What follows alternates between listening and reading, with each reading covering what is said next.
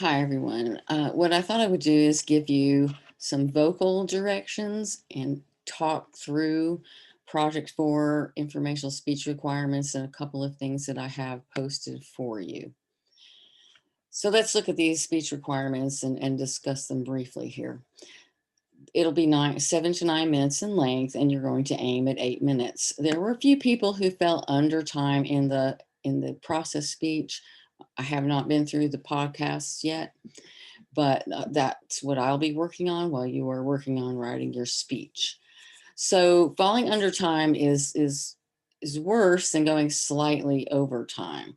But because of our problems with having enough time as we're gathered together in different groups, we need to make sure that we aim at 8 minutes so that you have a cushion to take you to 9. But going over 9, once you get more than 30 seconds over, you get to 10 minutes and I'm going to have to cut people off. So you want to practice this so that you know that you're going to fall within close to those 8 minutes. When you get under 7, it becomes problematic in giving those grades out. So you really want to make sure that you work at that. Does that mean you should talk really slowly if you don't have enough material? No, that's not what that means. Obviously, you need to have enough material, and talking too slowly is detrimental to your ability to connect with the audience and for them to stay interested in what you're having to say. So, uh, think about that timing carefully, and certainly talk to me at any point once you start practicing if you see you're going to fall under time, so that I can possibly give you some ideas of what kind of content you might be able to add. Obviously, you can't create too many main points because that will also cause you a problem with time.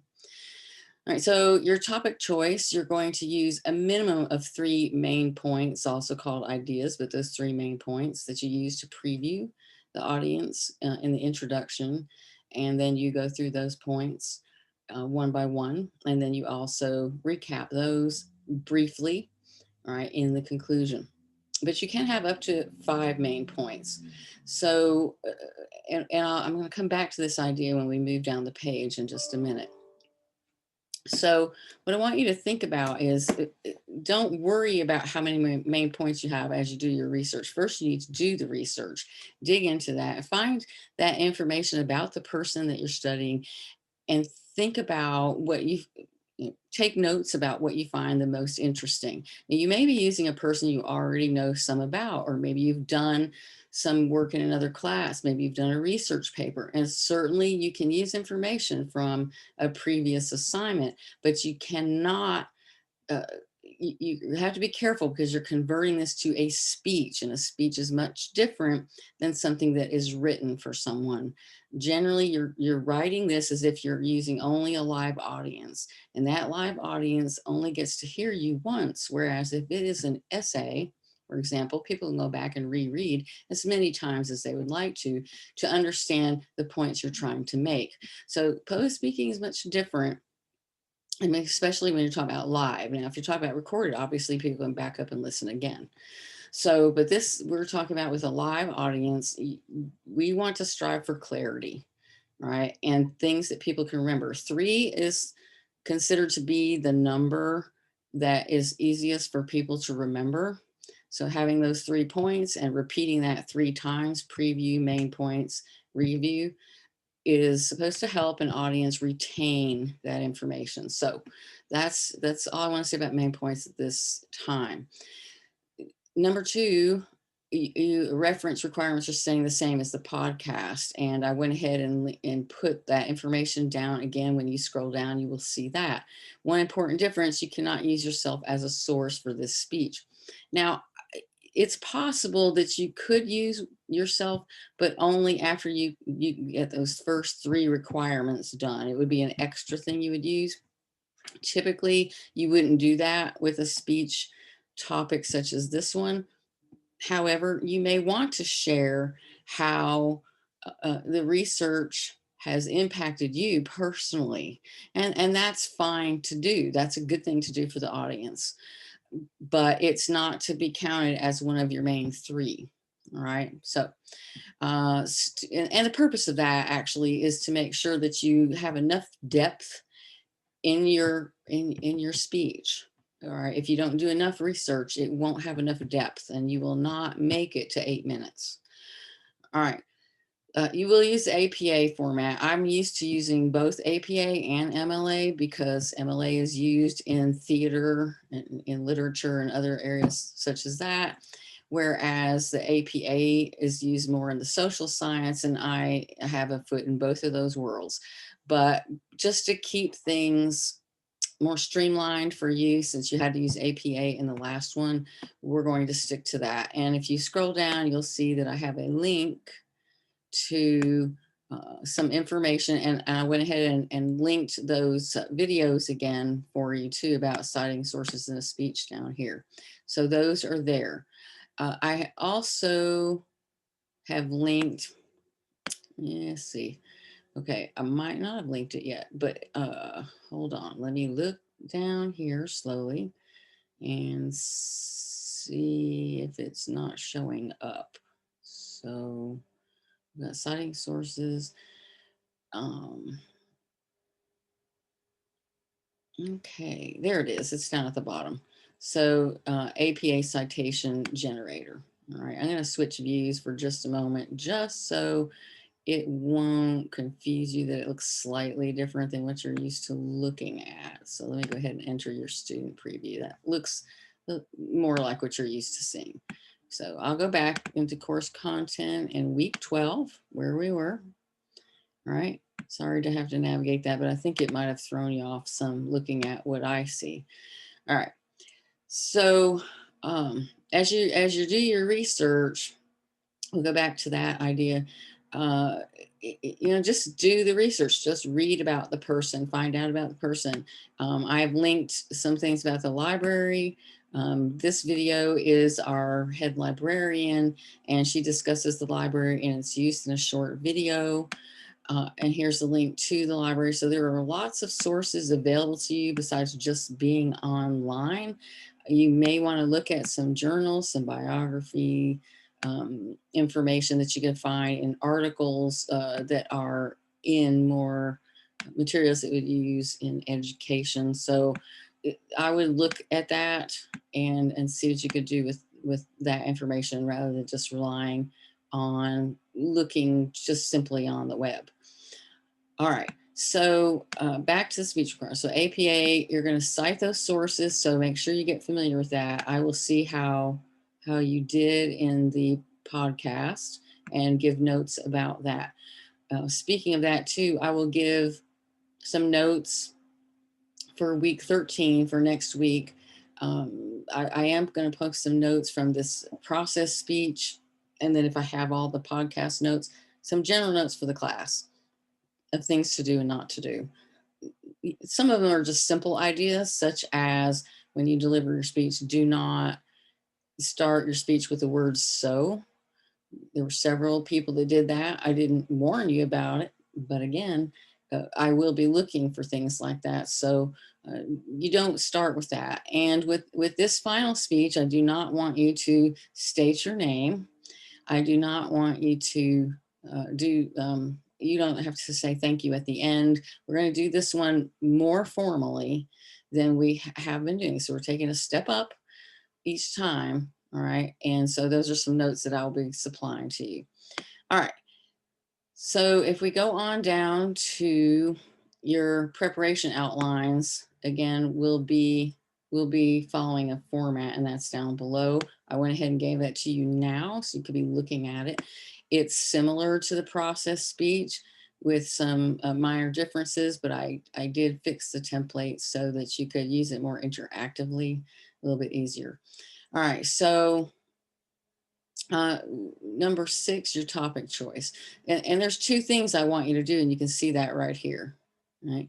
You want to submit your choice as soon as you know what it is. Go ahead and put it on the discussion board. And I noticed I got emails while I was in meetings today saying that they would show up on my screen and say that you had submitted. So I'm really proud of you for getting that done.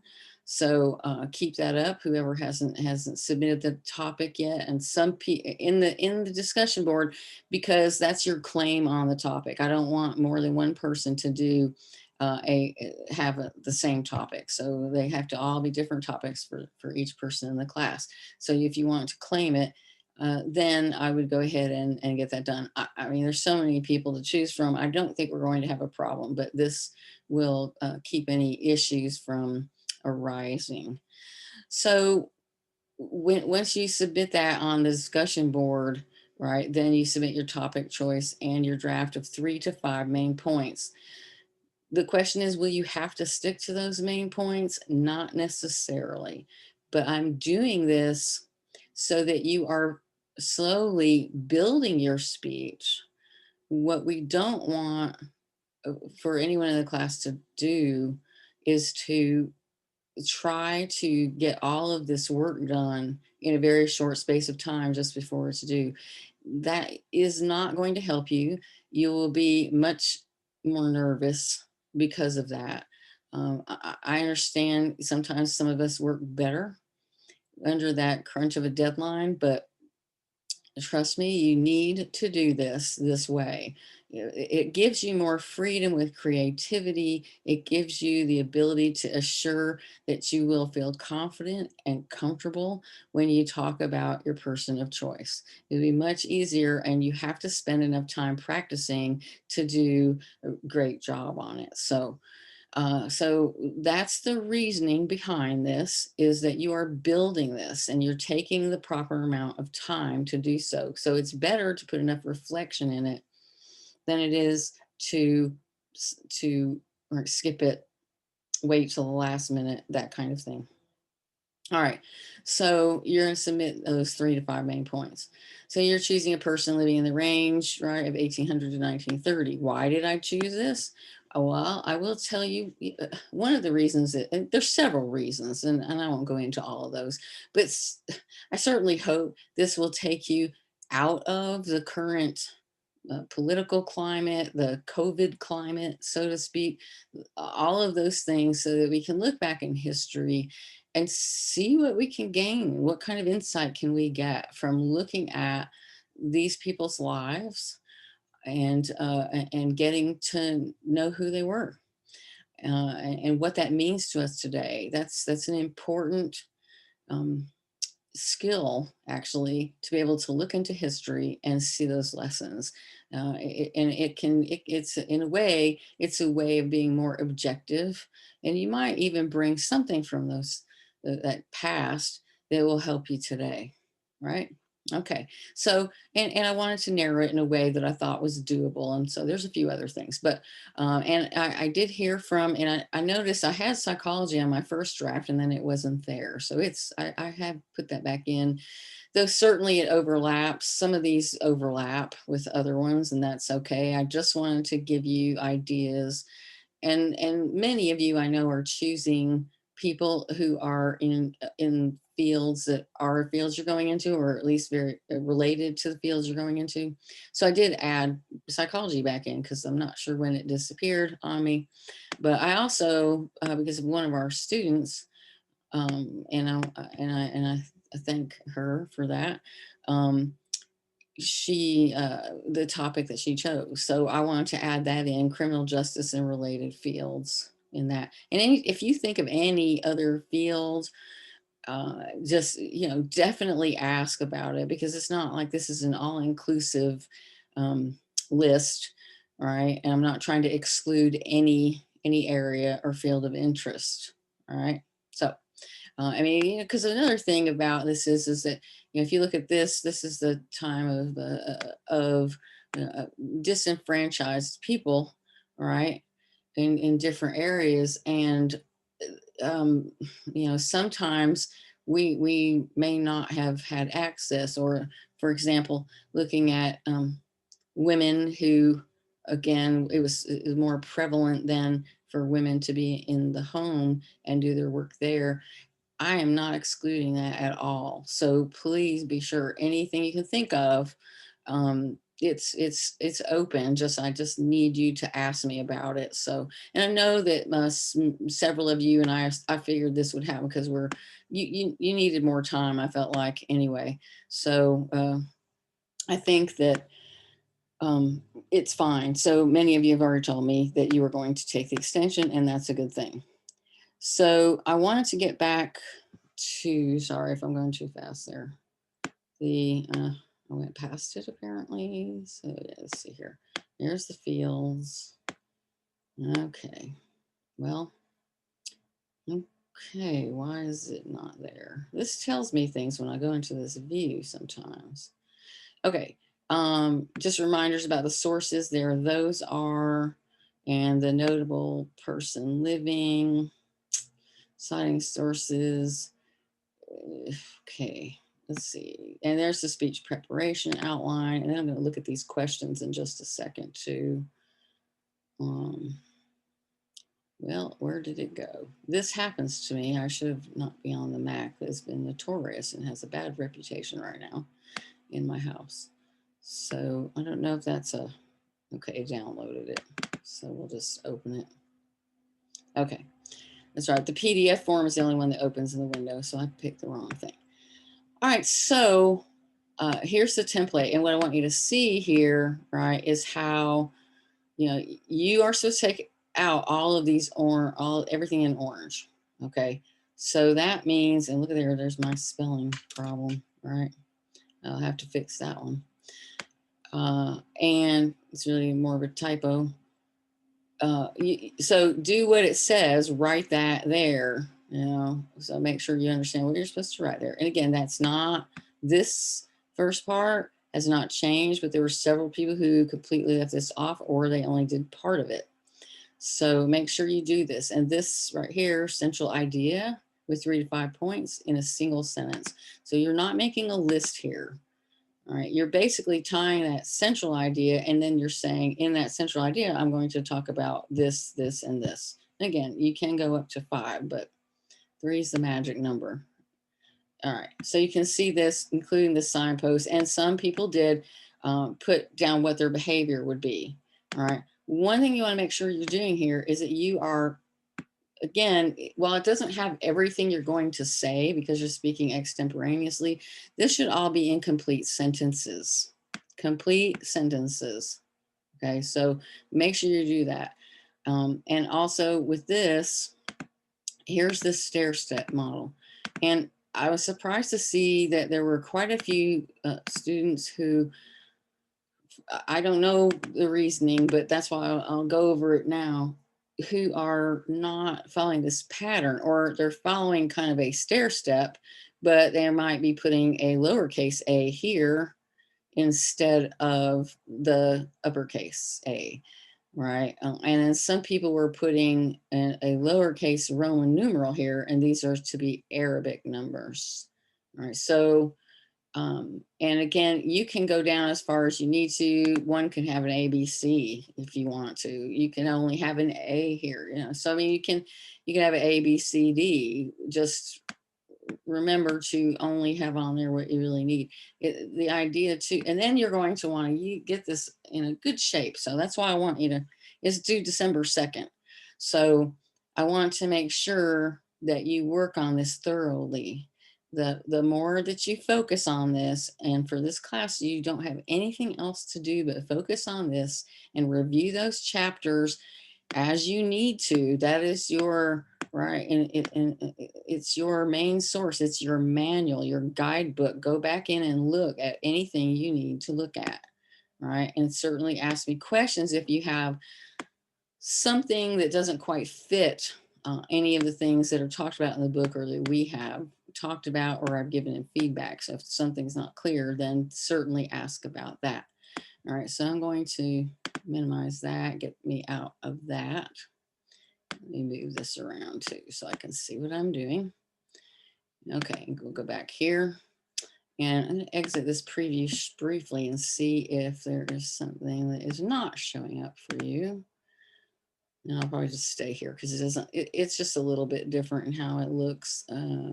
It's not tremendously different. So we'll go back to week 12. All right. And you will see, and I'll go back and make sure when I get done with this that you can view it. Sometimes I just log in as, and there it is. See, it is hidden. I don't know why. All right. Sometimes when I do, I think it just doesn't completely load. All right. So where'd it go? There it is. So this is something that I was asked about before, and I tried to clarify it a little bit more here. All right, so this is one of the things I wanted most to talk about. So, and it looks like this needs to be fixed, but I don't think I can fix it here. So I'll do that as soon as I get done with this. So I only gave you these questions as research questions. So you can start with those research questions to help you find those 3 to 5. It's 3 to 5 because those are going to be your main points. Do you have to structure it exactly this way? No, I just tried to give you a framework to sort of shorten your time frame that you have to work on it. It's really not something you have to do.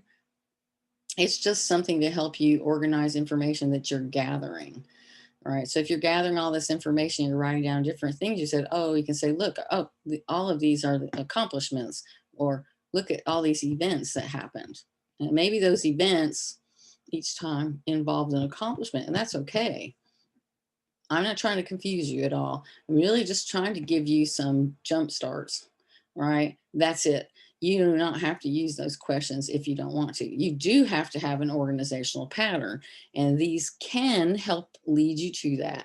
But you may already have that figured out, or you may have your own way that works for you, and that's fine. So just use those to help you either look for particular information, like say, I'm going to look for the 3 challenges this person faced as I read through the material, right? It can give you a direction, right? But you don't have to use it. It can also help serve as a framework to lead you to organize. So either way, it's really was just meant to kind of help you get started, and that's it. So it's not something that has to be done, or certainly does not have to be done perfectly. All right. Okay, so let's go further down here and you'll have, okay, so this is a quiz format where you submit so I'm going to go back to student review so it'll look a little better to you. And let's see, I think it will let me do that. Sometimes it doesn't let me do certain things, like with the textbook, it won't let me do things. I can see some things as a student, but it won't let me do any kind of assignments in there. So, all right, so back to week 12, and we're going to go down to where you submit your topic and 3 main points, and I'll show you what that looks like. Okay. It says it's a quiz format. That it's just the format. There's no points associated with. There's no time thing. It's just due by November 20th. But you can have. It'll show it's late, but it won't matter if you have the extension, so it's fine. All right. Move this again back up here, and I'll hit begin. And so what you'll see here, right? And oh yes, and you can get some extra credit. It's small, but every little bit helps. It just feels like a nice little cushion, although it's a small one, but still could help with anything that might make you feel a little bit better about a particular grade. So it'll just go into a general extra credit area. All right.